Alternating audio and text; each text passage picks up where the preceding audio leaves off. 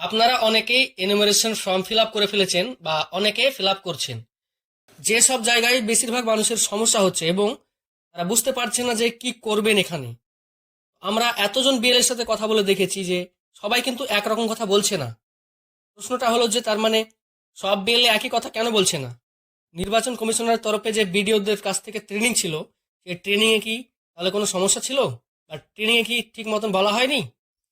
না, আসলে এখানে বিষয়টা হচ্ছে এরকম যে এক এক জায়গার ভিডিও এক এক রকম ভাবে বলেছে।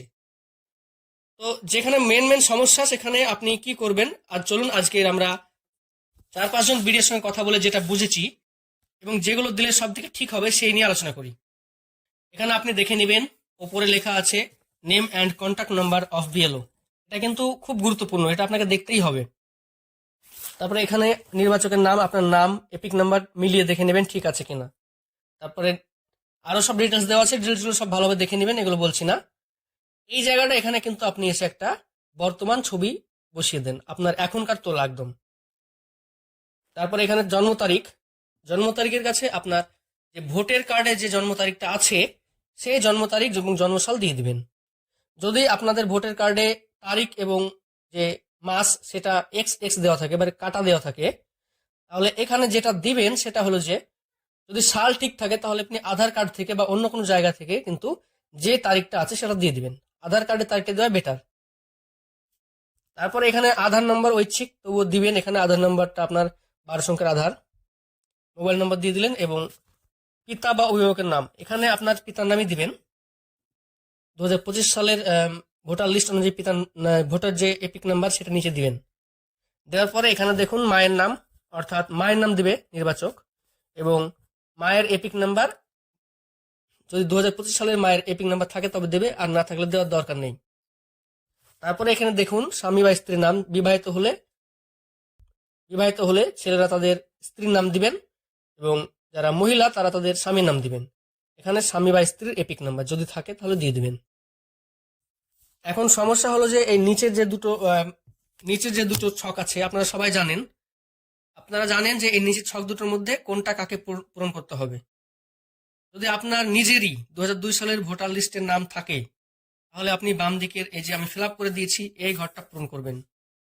এখানে একজন আমি বিবাহিত মহিলার 2002 সালে ভোটার লিস্টের নাম থাকা মহিলার ফর্ম ফিল আপটা করেছি, দেখবেন।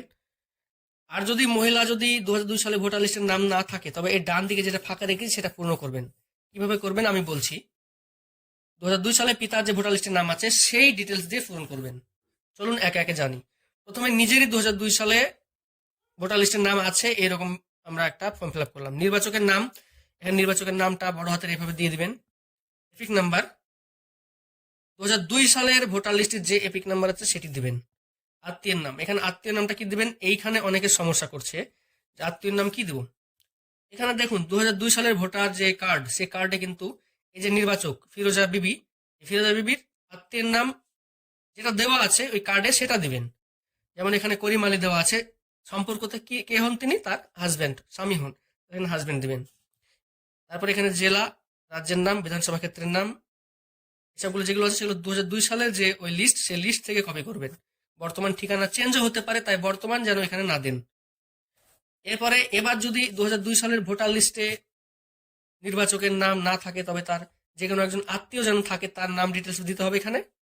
তাহলে এখানে কার দিবেন, সাধারণত যদি পিতার থাকে তাহলে সর্বাগ্রে পিতারটাই আগে দিবেন। আর পিতার যদি না থাকে 2002 সালের ভোটার লিস্টের নাম, মাতা বা দাদু এইভাবে দিবেন। তাহলে এখানে নাম, এখানে আপনার পিতার নাম, তারপরে এপিক নাম্বার, পিতার এপিক নাম্বার যদি 2002 সালে থাকে তবে দিবেন, না হলে দিবেন না। আত্মীয়ের নাম, এই আত্মীয়ের নাম এখানেই সব থেকে সমস্যা হচ্ছে যে কি আত্মীয় নাম দেবো বা কার দেবো। এখানে আপনি যেটা দিবেন যে ওই ভোটার লিস্টে দেখবেন যে আপনার পিতার আত্মীয়ের নাম কে দেওয়া আছে। বেশিরভাগ ক্ষেত্রেই পিতার আত্মীয়ের নাম তার পিতার নাম থাকবে, অর্থাৎ আপনার দাদুর নাম, তাহলে এখানে সেটা দিয়ে দিবেন। তারপর এখানে সম্পর্ক, এই সম্পর্ক জায়গাটায় কি লিখবেন, এখানে অনেকে অনেক রকম কথা বলছে। এইখানে যেটা করবেন আপনি আপনার বিএলওকে জিজ্ঞেস করে নেওয়া সব থেকে বেস্ট হবে, বা ঘরটা ফাঁকা রেখে দিবেন, বিএলওকে জমা দেওয়ার সময় এটা পূরণ করবেন। কেউ বলছে যে নাম এবং আত্মীয়ের নাম এই দুজনের মধ্যে সম্পর্ক, আবার কেউ বলছে নির্বাচকের সাথে সম্পর্ক। দেখুন এখানে কিন্তু ফর্মে যদি নির্বাচকের সঙ্গে সম্পর্ক স্পষ্ট করে দেওয়া থাকতো তাহলে ভালো হতো, কিংবা এখানে এদের মধ্যে আত্মীয়তার সম্পর্ক সেটাও দিতে পারতো, কিন্তু তা দেয়নি, শুধুমাত্র সম্পর্ক দিয়েছে। এখানে ওগুলো দেওয়া উচিত ছিল বা দিলে হয়তো ভালো হতো। এখানে যেহেতু সমস্যাটা হচ্ছে, তাই আপনার বিএলও যেটা বলবেন সেটা আপনি করবেন। আপনি আপনার দোষ নেবেন কেন, বিএল এর উপর এটা ছেড়ে দিবেন। তবে যেটা সাধারণত যে ক্ষেত্রে অনেকজনই বেশি বলছে সেটা হলো, যেখানে এই যে যার ফর্ম ফিল আপ হচ্ছে, এই মহিলার বাবার নামটা তো উপরে দিলেন, এবার তার বাবার নাম এখানে দিল, অর্থাৎ এই 2002 সালের এটা তার সম্পর্কে পাবা হচ্ছে, অর্থাৎ যে নির্বাচক যে একজন মহিলা তার সঙ্গে এখানে সম্পর্ক কথা বলা হচ্ছে না, এটাই অনেকজন বললো বেশ। তারপরে জেলা রাজ্যের নাম যেগুলো আছে এগুলো সব আপনি 2002 সালের ওই লিস্ট দেখে দেখে দেখে দিবেন, এখানে কোনো সমস্যা নেই। এবার যেখানে আছে এখানে এই যে ছাপ বা সিগনেচার, যদি কেউ বাড়িতে না থাকে তাহলে তার হয়ে যে কেউ সই করে দিবে, এখানে ডেট দিবে এবং এখানে পাশে লিখে দিবে যে নির্বাচকের পক্ষে, যে এখানে যেমন ছেলে সই সই করেছে তাই ইলেক্ট্রস সন্স। এবার যদি ইলেক্ট্রস ওয়াইফ অর্থাৎ স্ত্রী করে তাহলে তাই, যে করবে তার এখানে এটা দিয়ে এই সিগনেচারটা করে নিতে হবে। আচ্ছা, এই সিগনেচারটা করে নেওয়ার পরে এই ফর্মটা ফিল আপ হয়ে গেল, বিএলও কে জমা দেবেন, বিএলও ওখানে তার স্বাক্ষর করে কাজ চলবে। এখন অনেকেই অনেক রকম কোশ্চেন করছেন যে 2002 সালের ভোটার লিস্টে নাম আছে কিন্তু এপিক নাম্বারটা দেওয়া নেই, ফাঁকা। তাহলে আপনি কি করবেন, 2002 সালের এই যে এপিক নাম্বার যদি থাকে বলেছে নাই, তাহলে ফাঁকা রেখে দিবেন, কোনো সমস্যা নেই। ফর্ম ফিল আপ করবেন, জমা দিবেন, কোনো সমস্যা হবে না। নির্বাচন কমিশনার জানিয়ে দিয়েছেন কোনো সমস্যা হওয়ার কথা নয়, যারা বেঁচে আছে তাদের নাম বাদ যাবে না। কোনো রকমের ভয় বা কোনো রকমের আদার্স কোনো অন্য মানুষের কথায় পড়বেন না।